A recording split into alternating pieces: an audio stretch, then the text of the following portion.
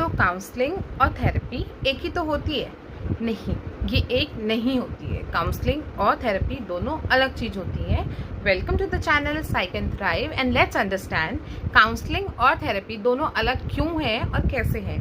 So basically जो counselling होती है वो एक शॉर्ट टर्म पीरियड में की जाती है, जहाँ पर एक स्पेसिफिक प्रॉब्लम होती है, जैसे कि आपको एक पर्टिकुलर स्ट्रेस है, एग्जाम स्ट्रेस, या फिर आप अपनी लाइफ के कोई इवेंट को ओवरकम नहीं कर पा रहे हो, ठीक है।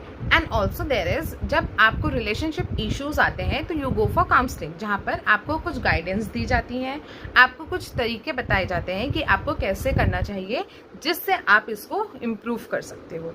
लेकिन थेरेपी में ऐसा नहीं होता है। यहाँ पर थेरेपी दी जाती है when you have some problems, disorders like anxiety, depression, trauma, anything like this, तो तब आपको दिया जाता है। और ये एक लंबा प्रोसीजर होता है जिसमें रूट कॉज, पास्ट, इन सबको देखा जाता है।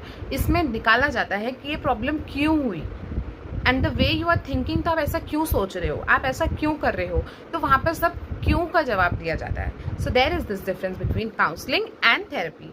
तो आप इस चीज़ में कंफ्यूज मत होइएगा। काउंसलिंग अलग चीज़ होती है और थेरेपी अलग चीज़ होती है।